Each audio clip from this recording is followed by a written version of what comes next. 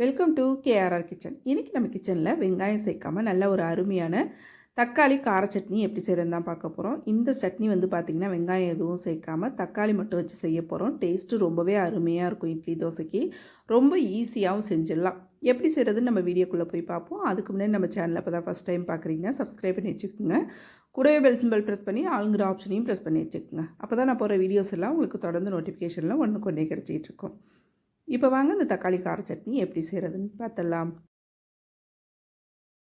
இப்போ சட்னி செய்யறதுக்கு அடுப்பில் ஒரு கடாய் வச்சுருக்கேன். ஒரு 2 டேபிள் ஸ்பூன் அளவுக்கு எண்ணெய் சேர்த்துக்கிறேன். எண்ணெய் நல்லா காயட்டும். எண்ணெய் காஞ்சதுக்கு அப்புறம் பார்த்தீங்கன்னா ஒரு 2 டேபிள் ஸ்பூன் அளவுக்கு கடலைப்பருப்பு, 2 டேபிள் ஸ்பூன் அளவுக்கு உளுத்தம்பருப்பு சேர்த்து நல்லா பொன்னிறமாக வறுத்து எடுத்துக்குவோம். இப்போ பருப்பு சேர்த்ததுக்கப்புறம் பார்த்தீங்கன்னா அடுப்பை வந்து சிம்மில் வச்சு நல்லா ஒத்தாப்பில் வறுத்து எடுத்துக்குங்க. பருப்பு நல்லா வறுபட்டு வரும். அப்போ தான் அடுப்பை சிம்மில் வச்சு வறுக்கும் போது இப்போ நல்லா வறுபட்டு வரட்டும். பருப்பு ஓரளவு நல்லா ஒரு 3/4 வாசி வறுபட்டதுக்கு அப்புறம் பார்த்திங்கன்னா அந்த சட்னிக்கு காரத்துக்கு தகுந்த அளவு வரமிளகாய் சேர்த்துக்குங்க. நான் இன்றைக்கி ஒரு 7 வரமிளகாய் சேர்த்துக்கிறேன். மிளகாயும் பார்த்திங்கன்னா நல்லா வறுபட்டு வரணும். இப்போ இது எல்லாம் நல்லா இந்த அளவு வறுபட்டதுக்கு அப்புறம் பார்த்திங்கன்னா இது ஒரு பிளேட்டுக்கு மாற்றி எடுத்து வச்சுக்குவோம். எண்ணெயெல்லாம் வடிச்சிட்டு எடுத்து வச்சுக்குங்க. இப்போ மீதம் இருக்கிற அதே எண்ணெயில் பார்த்தீங்கன்னா ஒரு 10 பூண்டு பல் சேர்த்துட்டு ஒரு 1/2 டீஸ்பூன் அளவுக்கு சீரகம் சேர்த்து லைட்டாக வதக்கிக்குவோம். நல்லா பூண்டு பல்லும் சீரகமும் வதங்கி வந்ததுக்கப்புறம் பார்த்திங்கன்னா பெரிய சைஸில் உள்ள ஒரு 4 தக்காளி பழம் கட் பண்ணி வச்சுருக்கேன். அதையும் சேர்த்து இது கூடவே நம்ம வதக்கி எடுத்துக்கணும். தக்காளி பழம் பார்த்திங்கன்னா நல்ல பழமான தக்காளி பழமாக எடுத்துக்கோங்க. அப்போ தான் டேஸ்ட்டு நல்லாயிருக்கும். இப்போ தக்காளி பழத்தை சேர்த்து நல்லா வதக்கி விட்டுக்குவோம். இந்த தக்காளி வந்து பார்த்திங்கன்னா நல்லா வெந்து குழஞ்சி வதங்கி வரணும். அப்போ தான் சட்னி நல்லா டேஸ்ட்டு கொடுக்கும்.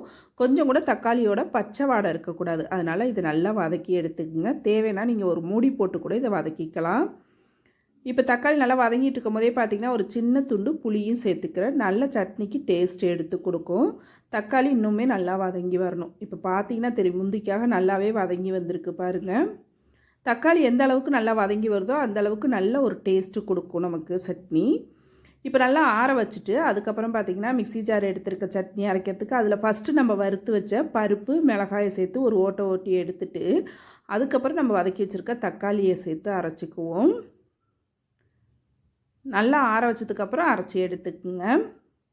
இப்போ இது நல்லா ஆறுனதுக்கப்புறம் பார்த்திங்கன்னா தக்காளி பழத்தை சேர்த்துட்டு இது கூடவே இந்த சட்னிக்கு தேவையான அளவு உப்பும் சேர்த்துக்கிறேன். தண்ணி தேவைப்படாது, தேவைன்னா மட்டும் கொஞ்சமாக சேர்த்து அரைச்சிக்குங்க. இது கூடவே பார்த்திங்கன்னா 1 டீஸ்பூன் அளவுக்கு காஷ்மீர் சில்லி பவுடர் சேர்த்துக்கிறேன். இப்போ சட்னியை நல்லா நைஸாக அரைச்சி எடுத்துகிட்டு வந்துக்குவோம்.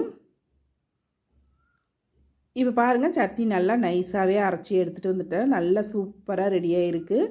இப்போ இது ஒரு பாத்திரத்துக்கு மாற்றிக்கிறேன்.